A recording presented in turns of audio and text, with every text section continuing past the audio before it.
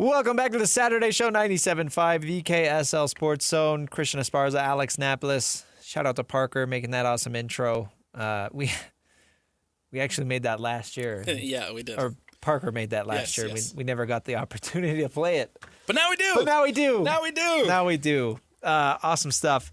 Yeah, man. Sweet 16 is here, right? Second weekend of college basketball. A lot of people will say that the Sweet 16 is their favorite round because there's 4 games back-to-back days, and there's not a ton of overlap between the games, right? So you can theoretically just pop it on the couch, red zone style, not move a single muscle for several hours. Yeah, just watch basketball. Watch basketball. Absolutely. So the Elite Eight is set, right? You brought this up in the break, though. One of the things you wanted to talk about with this is actually a historic NCAA tournament because we are seeing the most blowouts. More blowouts than ever before. Most 20-point victories in this tournament, more than any other tournament. Do you have the numbers? Yes. So with Thursday's Arizona win over Arkansas, they won that one at 109-88. That was the 20th game decided by 20 points or more in this tournament. That is the most in NCAA tournament history ever. The previous high was 19 back in 1999. Wow. Yeah. So this opens up a conversation, and I think this is why you look at the NCAA tournament, right, and the Cinderella, I guess, of this Elite Eight right now is Iowa. It's Iowa, as a 9 seed. But, Alex, they're a Big Ten school. Right. And even coming into the Sweet 16, they were all Power 4 schools. Not a single mid-major was left. Like, Utah State was the world's final hope at a true Cinderella run this year. Right. And that's all gone because, and we talked about it a little bit with the Coach Calhoun, the Cincinnati stuff. Like, we are seeing the discrepancy between programs that have the resources and programs that don't. You look at Arizona, like all of the 1 seeds are still alive except for Florida. And that was a super disappointing loss. They lost to Iowa, right? Mm-hmm. 2 seed Purdue still alive. 2 seed UConn is still alive.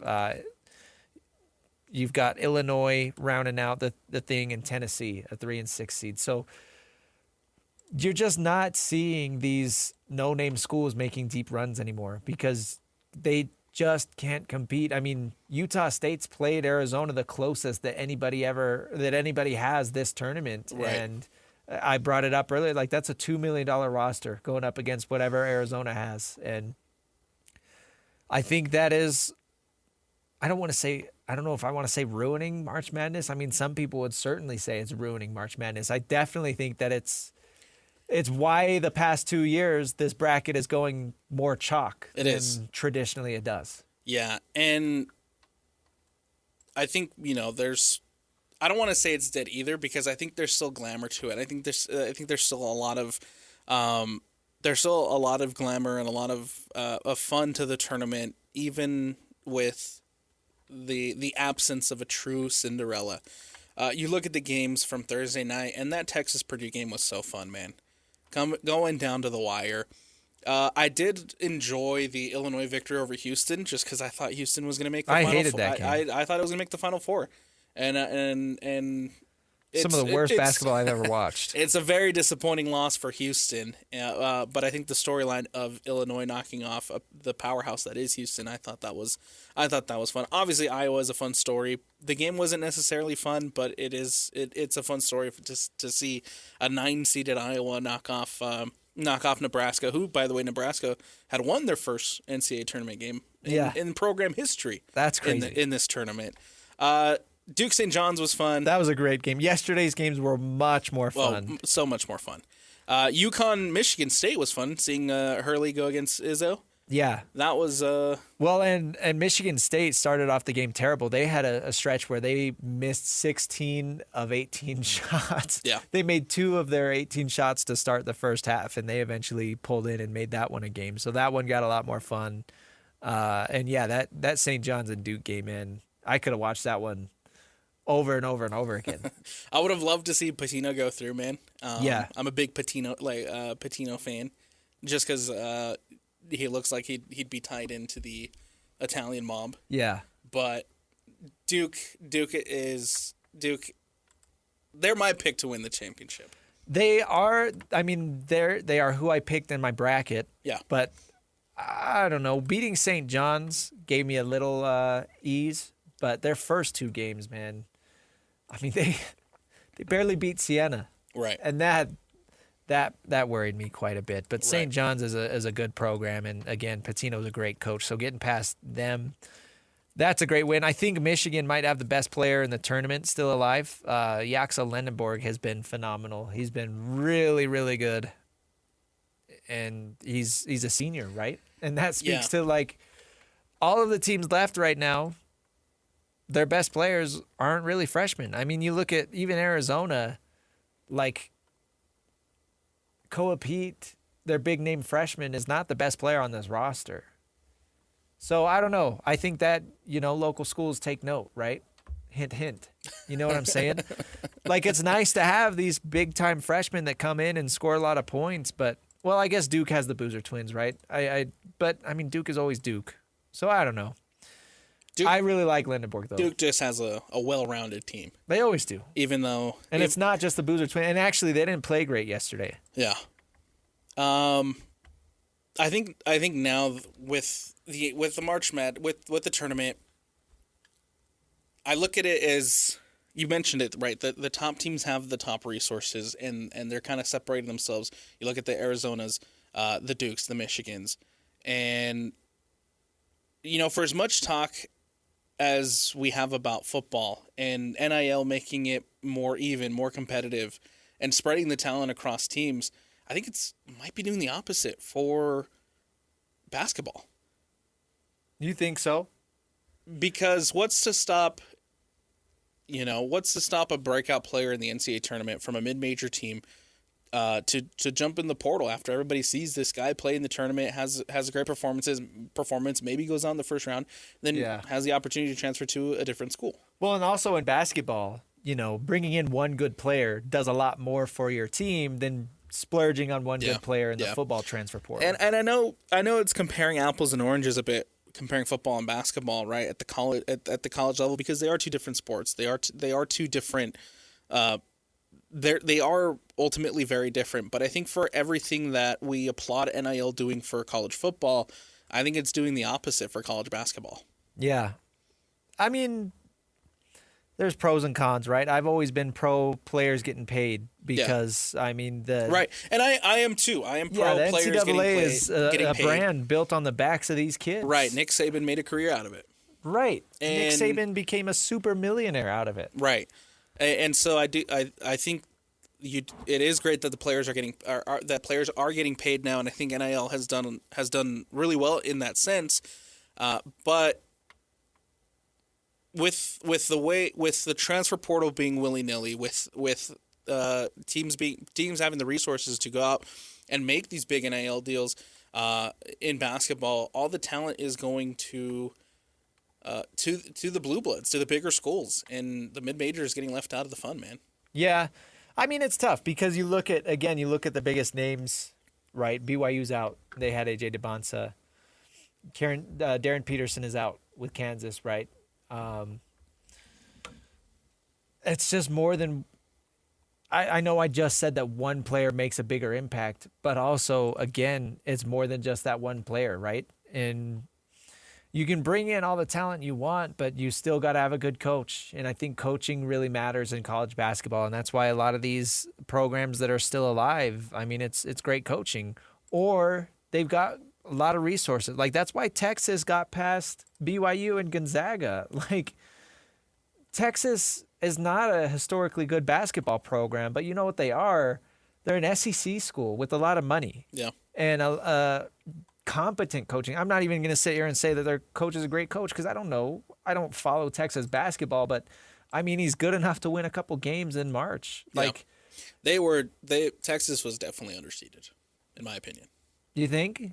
I mean, yeah, sure. They made it a Sweet 16. You could say that about A lot of schools, man. St. John's, I think, was underseeded, right? But I don't know. Like, you're seeing this every single year, and it's getting more and more narrow as far as the seeds that are. Yeah. Last year, right, it was all 4 1 seeds made it to.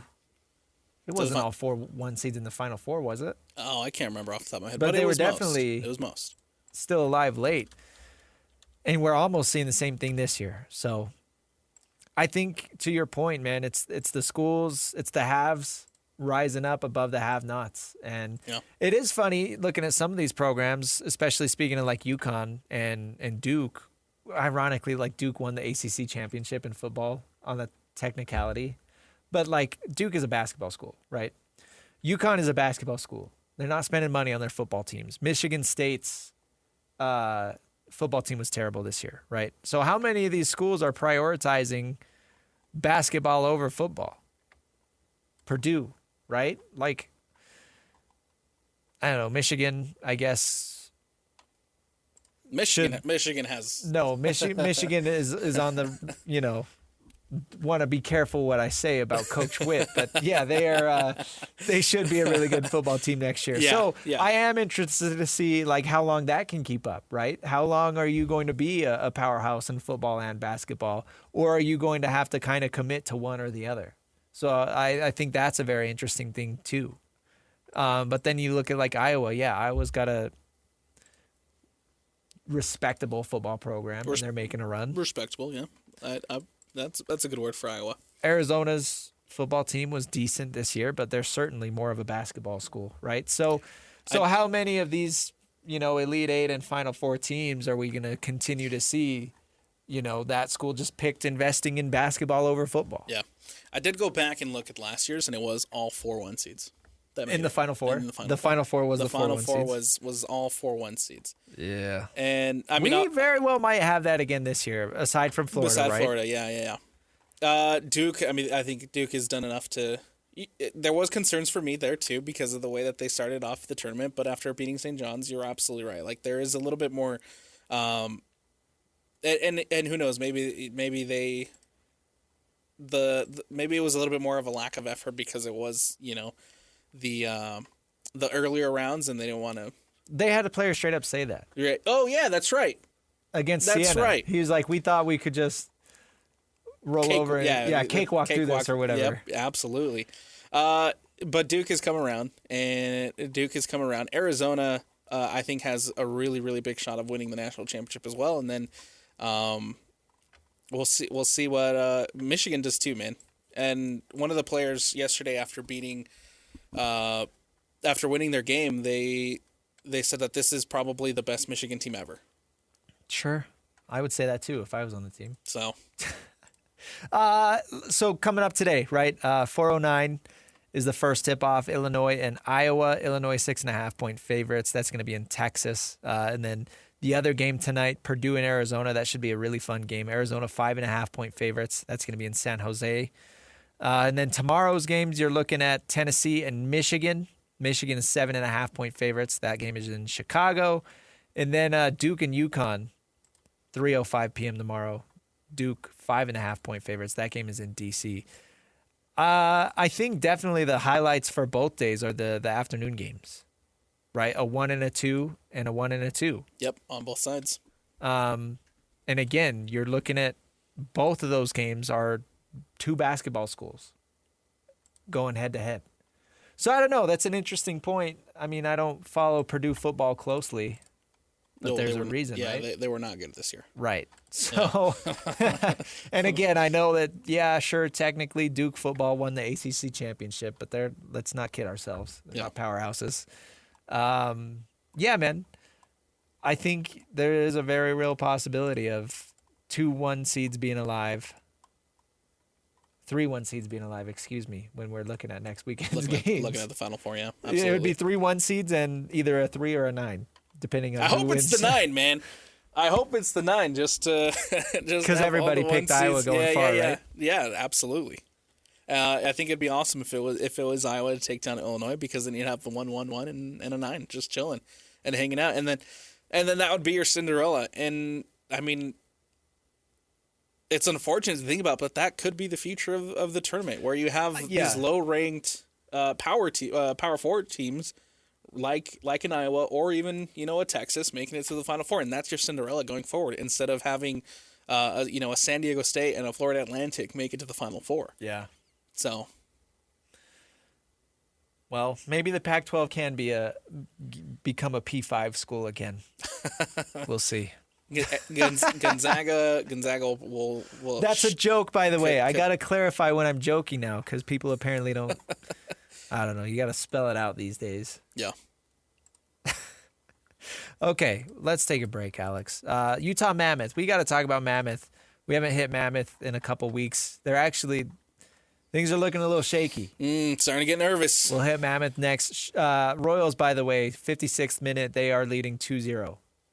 2-0 over Boston. So shout out to the Utah Royals over on 1280 AM. They're also live on YouTube as well if you want to check that out. But let's take a break, Alex. We will talk Utah Mammoth and NHL next. Stick with us. It's the Saturday Show, 97.5 the KSL Sports Zone. Welcome back to the Saturday Show, 97.5 the KSL Sports Zone. Christian Esparza, Alex Napoles. It's time for 5 minutes of. We'll hit a couple different topics here. Real quick, the UFL started its league yesterday, and no, I'm not going to make this a UFL segment, right? Because I know the UFL has like 3 fans. Yeah.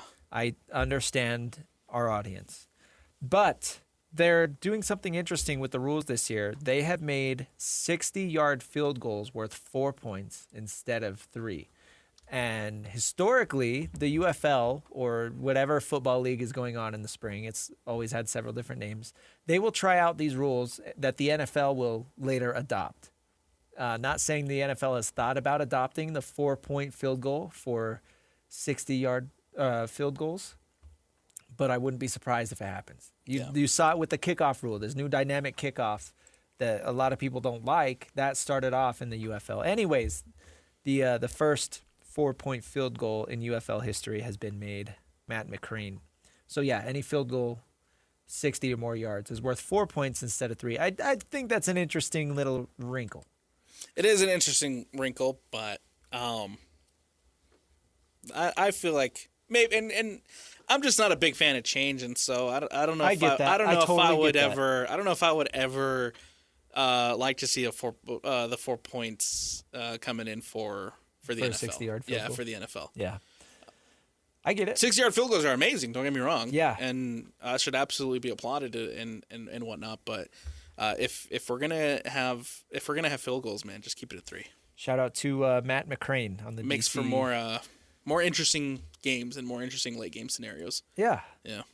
A lot of 60-yard field goals in the NFL last year. That's why I bring it up, because it was a big storyline. But right, and now you have kickers like Brandon Aubrey, yeah, who are just hitting from 60 every time they go out there. A 60-yard field goal, and it's like, oh, Brandon Aubrey's got it. Yeah, so making it 4 points in the NFL, that'd just be a cheat code for the Cowboys.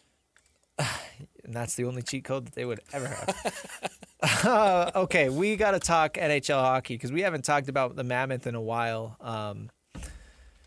And the Mammoth are at an interesting spot right now, Alex, because they've lost back-to-back games against the Washington Capitals and the Edmonton Oilers. I mean, Ovechkin had a hat trick, and then the game before that, McDavid had 2 goals, right? Yeah. So you're seeing like 2 of the greatest players to ever put on an NHL sweater are coming in and winning in Utah. But as the season winds down,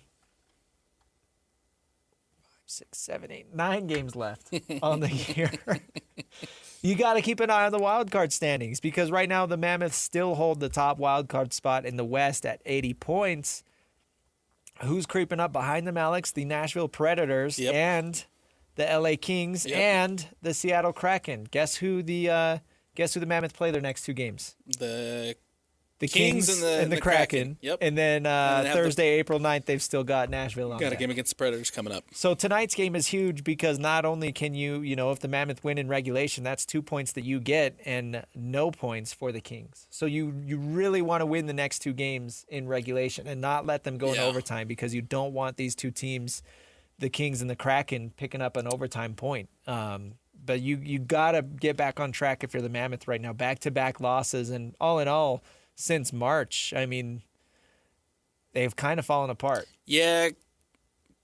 Did you know that in the last 10 games, the Mammoth are 3-7? Right. It's not been great for the Mammoth. And Did you know that since the Olympic break, they have 2 wins at Delta Center? and you know what sucks about that is they were playing so good before the Olympic break, and everybody was saying, "Oh yeah, you just got to keep this momentum up through the Olympic break." But Alex, what do you get when you have a roster full of 23-year-olds and you give take them 3 weeks off? 3 weeks off. Yeah, no, absolutely. Oh, that's Absolutely. man. The truth is, though, I mean, the Mammoth do sit in a really good spot. Again, like you talk about controlling your own destiny. You hear that so many times throughout the football season, and the Mammoth truly have that right now in this wild card spot because, again, they are 3 points ahead of Nashville. They're 4 points ahead of the Kings, and they are 6 points ahead of the Kraken, right? Right. So as long as they can go 500 over the rest of the year, they're going to make the playoffs. Now, you talk about seeding and you want to be that number one wild card spot. You do. And again, the Mammoth have every right to control that, I guess, but they got to get it back on track starting tonight. They really have to, because you don't want to go into the playoffs, your first playoff series ever as the Utah Mammoth with bad momentum on your side. Yeah. You got to start that now. I feel like this has been a little bit of the story of the season, Christian, where the team it's very streaky. It's very roller coastery. The highs for the Mammoth are really high and they're really great, and you're playing great hockey and getting some big wins. Yep. I mean, you went into Dallas and beat the Stars 6-3. Like, that's awesome. But when you get into the bottom of the roller coaster, right, the streaky part of it, the lows are really low, and it feels like right now the Mammoth are really low. Well, and we're starting to see that not just game to game, but like in game too, because you look at this Capitals game, they were up 3-1 at the end of the first period. Oh man, the inability to hold a lead for this Mammoth team, man, is insane. Yeah, so the second period, Washington ties it up. It's tied 3-3 at the end of the second period. Then the Caps score 4 goals in the third period, and I know one of them was an empty netter. Ovi had a hat trick. Yeah. And it's like they're just completely shut down. So that's where you look to your leadership, honestly. And guys like Clayton Keller, guys like Mikhail Sergachev, Lawson Krause, guys that get the letters on their sweater. Guys that are supposed to set the culture and the leadership for this team. They've got to be engaged for all 3 periods, and they've got to be engaged for weeks at a time, not just a game to game thing. And I get it's tough because this is frankly, it's a scenario that this team has never been in before. And that's why they go out and bring in veterans like Nate Schmidt, like Mikhail Sergachev, who have been to the Stanley Cup playoffs and been to the Stanley Cup finals or won a Stanley Cup. And they have made that a point of emphasis in the offseason with some of these acquisitions. Like, you need that veteran talent and leadership in the locker room to teach your Dylan Gunthers, your Logan Cooley's, your JJ Paterkas how to keep their heads on down the stretch of a season. And that all sounds nice in the offseason, right? But now is where you got to put your money where your mouth is, right? Now is when you want to see that talk turn into something. Because, frankly, if this Mammoth team continues to slide like this and then they, limp into the playoffs, it's not going to look good. And you don't want that to be Salt Lake City's first taste of playoff hockey. Right. A limping Utah Mammoth team. You want this Mammoth team to go in feeling like, I remember, what was it, a week or two ago when people were pulling out the likely playoff scenarios where it's like, okay, if they stay on that side of the bracket and they're playing Vegas or Anaheim or Edmonton, I mean, we could see them make it to the conference championship. Like, I don't know, man. I do know that people feel a lot differently about this Mammoth team right now than they did a week ago, just because the past couple of games have been a little worrying. Right. You still want that wild card 1 spot, because you want to make sure that you do everything you can to avoid the side of the bracket that will have the Dallas Stars and that will have the Colorado Avalanche. Yes. And the Wild. And the good news for Mammoth fans is, hey, they do control that destiny. They do control their destiny right now with still being in the wild card 1 spot despite the back-to-back losses. But You mentioned it, Christian. They go to the Kings tonight. They go to Seattle on Tuesday. Those are massive games, and the conversation of them controlling their destiny, I think, can be very different if they continue the losing streak. Yeah. With those two teams biting at the heels right now, the Utah Mammoth, this conversation can be very different come next Saturday, where instead of being in a position where you control your destiny, you're going to have the Kings, the Kraken, and the Predators right there next to you. I know. 3-game road trip for the Mammoth starts today.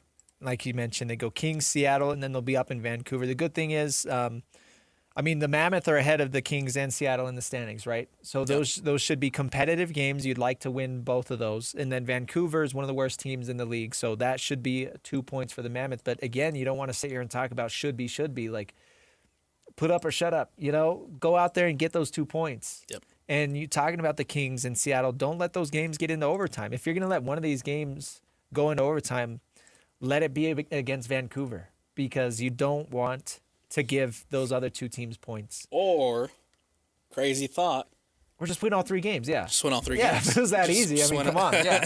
Just win all 3 games. It's that easy. Just win all 3 games, and you don't have to worry about the overtime and the extra points, and you don't have to worry. You'll still have a hand on the driving wheel. You'll still be able to control your destiny for the wild card one. They just need to bounce back, and they need to figure out how to hold on to leads, man. Yeah. Right. If you get up, stay up. Stay up. You have to. The 3-1, being up 3-1 to the Capitals, and then just completely Falling apart. Losing your man. momentum. I think a lot of Mammoth fans online are very, very discouraged with the way that this team's playing right now, man. And it's always something with this young team. It really always is. Well, and I think rightfully so. I think rightfully so. Fans have the right to feel the way that they do about this Mammoth team. But I feel like if you can go into the Kings tonight and walk away with a positive result, that might tread the water a little bit. Take it one game at a time. And you have to right now. This is playoff hockey. The Mammoth are playing playoff hockey games tonight on Thursday when they take on Seattle, and quite frankly for the rest of the schedule here, because you do still have games against Carolina, who are a very good team. You still have you have to play the Edmonton Oilers again, a team at your place again, a team that just came into your place and beat you 5-2. Yeah. In a pretty tough loss. And so there are still some really tough games on the schedule for the Mammoth that down the stretch it is playoff hockey. From here on out for the Utah Mammoth, it is a playoff game.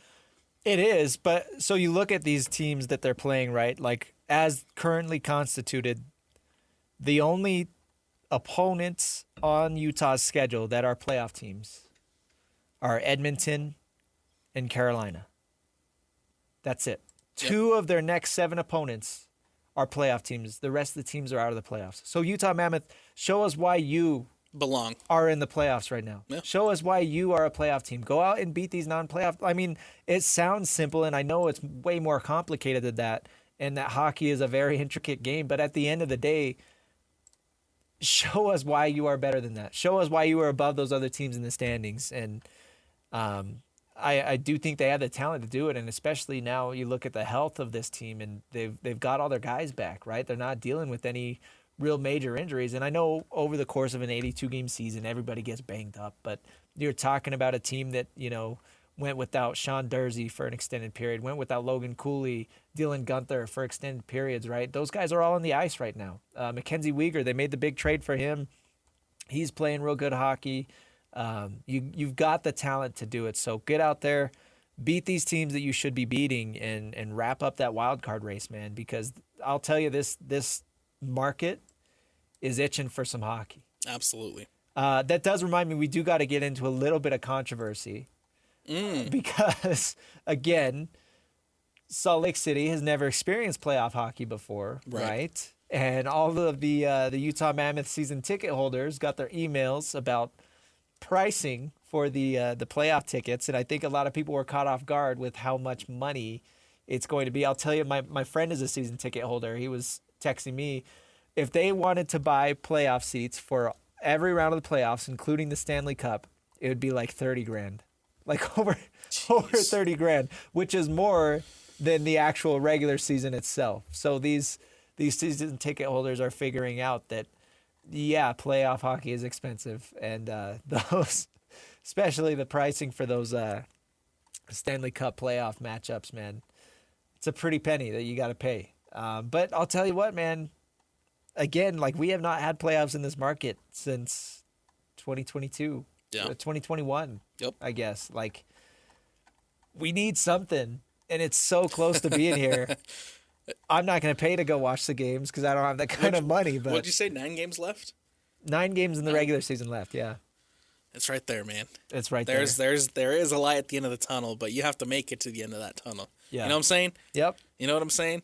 Go win those games. Go win those games, and you know we talked about it. It's a lot easier said than done. But if you can go out and just get this win against the Kings tonight, take it a game at a time, and you win against the Kings tonight, and I think a lot of Mammoth fans will feel a lot better about their chances of where they stand heading into the final 8 games at that point. And we all know how dramatic fans are, right? Like the hand is hovering above the panic button right now. If the Mammoth beat the Kings tonight, then that hand like backs away a little bit. And it's like, okay, everything's fine, guys. Yep. Everything's fine. There is in the tunnel as well, man. There is a danger zone. And if you lose to the Kings tonight, I think you walk just a little bit closer to that danger zone. Yeah, that's true. Absolutely. Mike Folta is obviously the radio play-by-play voice of the Utah Mammoth here on, and you can catch his call tonight. But he did just post on Twitter that it looks like there will be a couple of changes to some of the lines as the Mammoth look for some answers, which I like. Yeah, trying to shake things up to find some answers to see to figure some stuff out. Yeah. Instead of just trying to run it back and. Yeah, you talk about a team that's been struggling since the Olympic break, right? Right. You got to go in there and make some tinkerings, right? And that's not something you want to do right before the playoffs start. But we mentioned 9 games left. That's still a couple weeks away from playoffs. So you've still got some time to figure some things out and wrap up the season on a high note. Yeah. Per Mike, some of the lines this morning were, on the first line you had Keller, Schmaltz, and Krause. Yamamoto making the second line with Cooley and Gunther. Whoa. Paterka, McBain, Carconi on the third. And then on the blue line you had Mikhail Sergachev and Mackenzie Weegar, Schmidt Marino, and then Cole and Dursey. Okay. Those were the lines from this morning at the morning skate for the Mammoth. Yamamoto making a jump to the second line. Trying to make some changes, man. And again, like earlier with the find some Jazz, answers. we talk about like John Conchar and like what a dog he is. That's what you're getting in dudes like Kyler Yamamoto and Michael Carconi. I mean, you look at like Carconi's like 5'9", 160, I think, maybe 170. He's like an average sized dude, and he's like a professional hockey player. Yeah. But it's because he is, not only is he fast, but he is just, he does the dirty work. He's not afraid to get in there and dig out those scrappy goals and kind of bump around the other players, even though he's smaller, and, you know, get in front of the net and do what it takes to get the deflections and the things like that. Like, Yamamoto and Carconi are dudes that did not have big markets in free agency, and they came back to the Mammoth, and they have had excellent roles with the team, and they're being rewarded for it. Mm-hmm. Cark's got an extension, right? So you love to see it, man, and that's some of these other players I think need to kind of take note of that and get that mentality as well. Real quick before we head to the break, and while we're on the topic of the Mammoth, big shout out to our Mammoth insider, Cole Bagley. Tweeted earlier this morning, baby Bagley arrived. Hey. Healthy and well. So Cole, congratulations, man, and can't wait to have you back on the airwaves. But go be an amazing dad. Yeah, that's awesome. Yeah, there you Shout out to Cole and his wife. Absolutely. Okay, we will take a break. We will wrap the show up next. It's the Saturday show. Stick with us. 97.5 the KSL Sports Zone. Welcome back to the Saturday show. 97.5 the KSL Sports Zone. Christian Esparza, Alex Napoles. Alex, forgot to mention the Salt Lake Bees have started their season. Yes, they did. They started off yesterday. They did start with a loss, so that sucks. They're on the road at Las Vegas. Pretty bad loss, too. Pretty bad loss. But I do have good news with the Bees. They make their home debut next week. That's right. And in case you missed it, the Salt Lake Bees have an alter ego. They have announced that every Wednesday during the season, they shall henceforth be known as the Utah Dirty Sodas. Henceforth. So Sacramento's coming to Salt Lake next week. And Wednesday, April 1st, we will get our first taste. See what I did there? Yeah, nice. Of the Utah Dirty Sodas. And I'm not even kidding. I can't wait to see them. Yeah. That's so cool. Are you gonna be at the ballpark? No, I'll be listening on 1280. That's true. That's true. Shout out to Tony Parks. Absolutely. Yeah, the bees are back, man. It's always good. Always good time. It was opening week as well too for Major League Baseball, and I was watching the video of Diaz for the Dodgers. The pitcher come out, and the light show was coming on, and like all the sold out arena was, everybody was on their feet. They had like the live trumpet. Wow. Welcoming him into the mound, and it was fun. It was amazing to watch, man. And I think I'm not a big baseball guy, but I'll dip into opening weekend and watch some baseball, man. I think opening weekend's fun, and then you have then I'll tune in again once we get down towards the end of the season. For the record, I have absolutely nothing against the beautiful ballpark in America First Square. Yeah. My wife is 39 weeks pregnant, so yeah, you know what? No, we will not be going to a baseball game.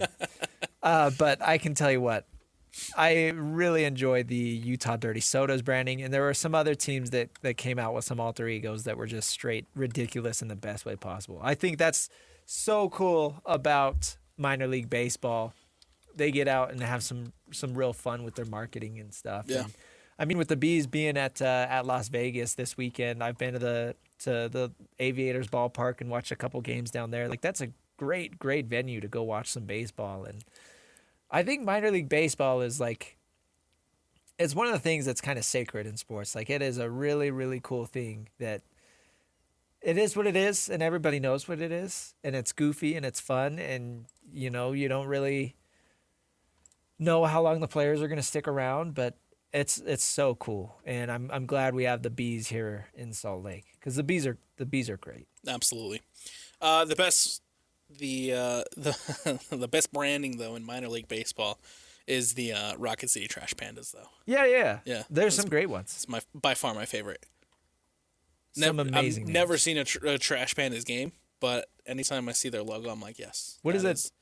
Trash Is, Panda is not a real animal, right? It's just a raccoon. Yeah, it's just a raccoon. But he's like, it's a raccoon. It's a raccoon in a trash, and it's amazing. I have it pulled up right here. Oh, yeah, that's cool. The Trash Pandas, man, love it. But it's you said Rocket City because it's Houston, right? Rocket City. No, it's actually in Madison, Alabama. What the? Yeah. Bet you didn't know that. That's crazy. Yeah. And they are affiliated with the Angels too. My favorite Rocket similarly to the Salt Lake Bees. So. Well, shout out to the MILB. There you go. Big day on the station, right? As always. I mean, we mentioned the Utah Royals. They are currently up 2-1 in the 88th minute, right? Up over Boston. So trying to if hold you on. want to catch the end of that game after we go final, that's over on 1280. I guess, I mean, that'll take over both signals once we're done. Trying to hold on to their first win of the season. That would be huge for the Royals. NCAA tournament coming up later today, Iowa, Illinois. That's at 4:09, and then after we'll have Purdue and Arizona. But that Purdue-Arizona game will get interrupted because we've got the Jazz at Phoenix on 97.5, and then the Mammoth at LA. That'll be on 1280. And then the Bees at Las Vegas tonight will be on streaming and HD2. There you go. Fun night. It's that time of the year. Always fun. Always fun, and you can always catch wall-to-wall coverage of all your favorite teams and all your favorite sports here on the KSL Sports Zone. All right. Thanks, everybody, for listening. We'll catch you next Saturday. It's the Saturday show, 97.5 DKSL Sports Zone.